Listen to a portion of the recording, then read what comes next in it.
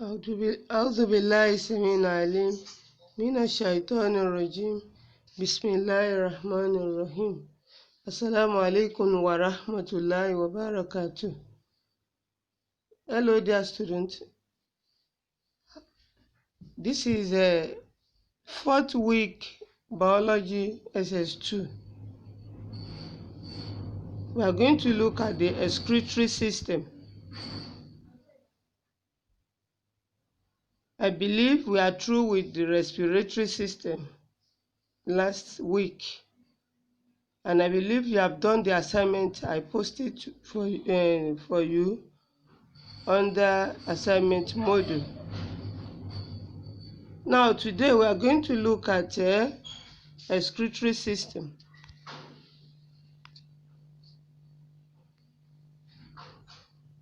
Every organism, from the smallest protist to the largest mammal, always get rid of their waste material or harmful waste products from the body. These waste materials are produced as a result of the activities of the vital organs within the body, that is, during metabolic activities. So waste materials are produced by the body cells. Therefore, it has to be eliminated from the body system because of certain reasons. Excretion is the removal of these waste products from the chemical reactions that occur inside all living organisms. In other words, excretion is the removal of harmful and unwanted toxic waste products of metabolism.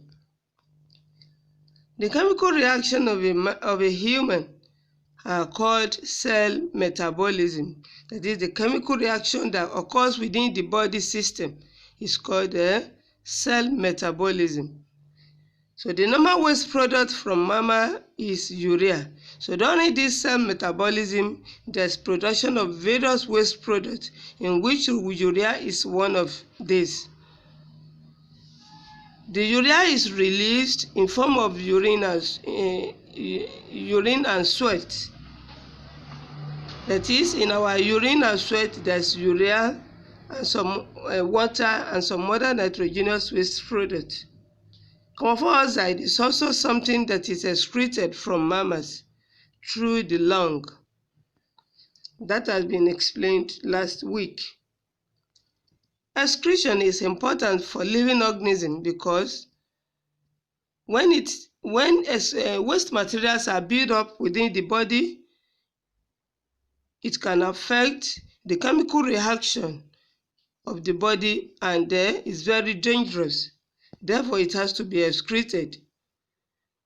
What I'm trying to say is that the waste materials are poisonous and it has to be excreted. The process by which water content and the iron concentration is regulated and kept constant within the cell is known as osmoregulation.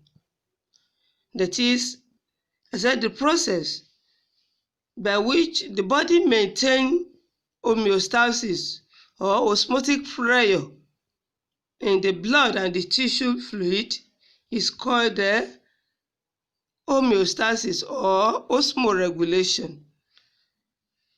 There's a way by which the body system regulates the amount of water and iron concentration within the body system, so that this body fluid will not be highly concentrated at a particular time. So the process by which the body regulates these materials, that is the body fluid, and kept the body cells in a constant atmosphere is called osmoregulation. These two processes, that is excretion and osmoregulation, they are very much interconnected, and both of them are responsible for homeostasis, that is regulating or maintaining the body fluid. The process involved in this homeostasis that is excretion and osmoregulation in higher vertebrates such as mammals. Kidney perform a lot of functions in this. I mean, the kidney is the major organ that is responsible for excretion and osmoregulation. Though we have some other organs that are responsible for osmoregulation, such as the liver, the lung, the kidney, and the skin.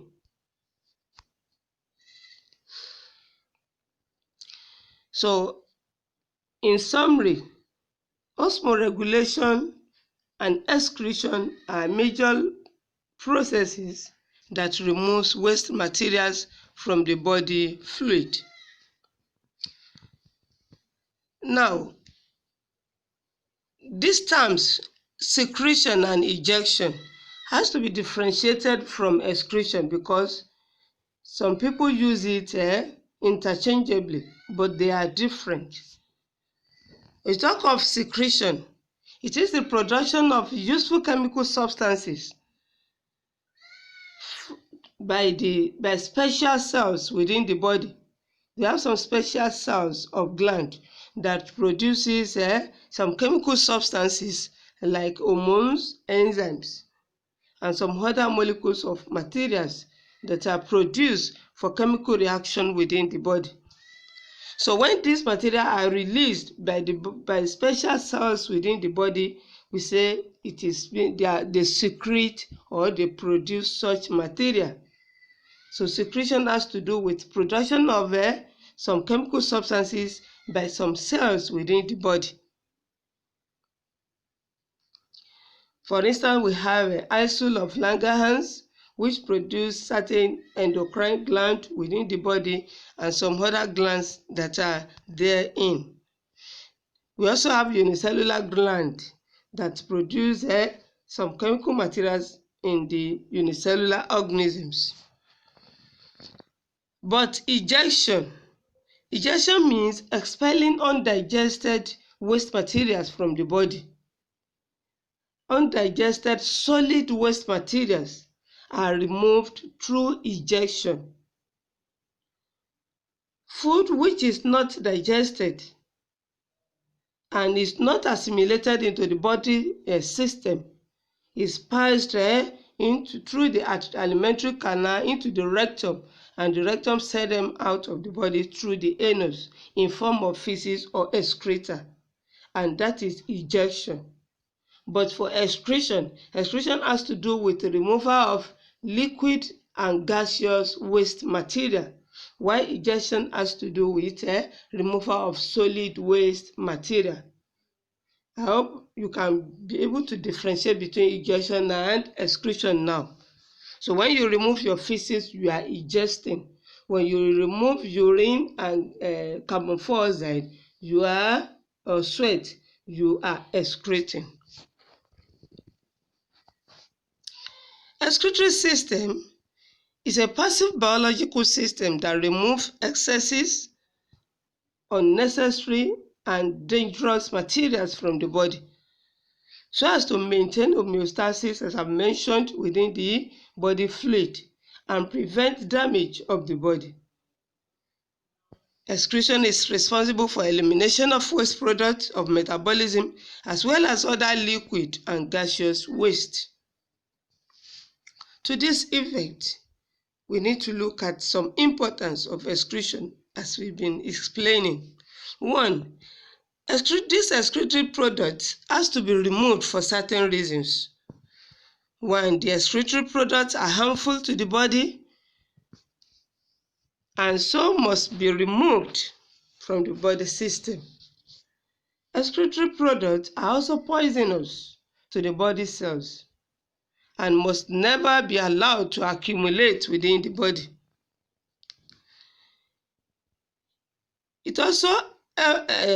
Excretion also helps to maintain water balance in the body, in order to maintain the amount of water so that we will not have excesses within the body. So excess water is removed through excretion too. Excretion also maintain salt balance within the body, that is homeostasis in the body. And lastly, waste products, when not removed from the body, can intervene with even the blood or normal metabolic activity within the body. When waste products are not removed, it can mix up with the blood or body fluid and cause a lot of problem within the body. Therefore, there's need for excretion of waste materials out of the body. The diagram on the screen is showing the kidney as an excretory organ in mammals. Excretory organ in mammals. When we get to mechanism of excretion in mammals, we are going to explain how this organ removes urine from the body. But before then, we want to look at some organisms and their excretory system. We want to mention some organisms and state their excretory system. That is, the excretory organs they use for removal of waste materials. One, we have the protozoa, e.g. amoeba. Amoeba excrete waste material through contractile vacuole and by the process diffusion. Flatworm, such as tapeworm, uses flame cells. The annelids, such as earthworms, use nephridia, singular nephridium. The insect make use of malphigian tubule. The crustacean use green gland. The fishes use kidneys. Amphibians also use kidney. Reptiles use kidneys too. The birds make use of kidney and lungs. Mammals use kidneys, skin, liver, and lung. While flowering plants make use of their stomata and lenticels. The structure on the screen is showing the nephridium. That is the excretory organ of earthworm. That is nephridium. The organism has what we could refer to as nephrostome. I hope you can see the nephrostome. That's a funnel which collects waste materials within the body cavity of the organism. And the nephrostome branch into many tubules within the organisms. And the opening, the nephrostome opens outward through the nephridiophore. As you can see, the nephridiophore. That is the opening, the small pore through which the waste material is gotten rid of out of the body. So when the nephrostome collects the waste material, then it passes through all these tubules and gets out of the organism through the nephridiophore. This organ is supplied with a lot of blood capillaries. This organ is supplied with a lot of blood capillaries which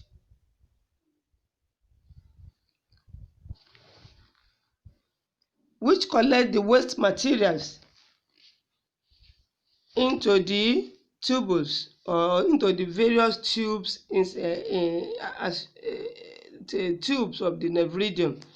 So the blood capillaries are distributed around the nephridium, and the waste materials are collected through the tubules through the tubes into the tubules, and dispersed through the tubules into the nephridiophobe, which gets rid of the waste material out of the body.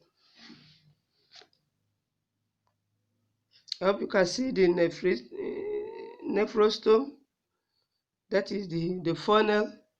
Then we have various ciliated tube. We have narrow ciliated tube, broad ciliated tube, wide non-ciliated tube, the muscular tube. So materials of waste material passes through all these tubes until it gets to the nephridiophobe, which take them out of the organism. Don't forget that the earthworm is segmented. It's a segmented organism. Each segment has two nephridia. Each segment has two nephridia, which get rid of waste material from the organism. Now, we also have the excretory organs and the waste products that each of the excretory organ removes. The contractile vacuole in unicellular organism removes carbon dioxide, ammonia, and water. The flame cell removes carbon dioxide, ammonia, and water too. The nephridia removes water, ammonia, carbon dioxide, and nitrogenous waste. The Malpighian tubule in insect removes waste materials, carbon dioxide, and uric acid. Green gland removes urea, water, carbon dioxide, ammonia, salt. The gills removes carbon dioxide, water, and urea.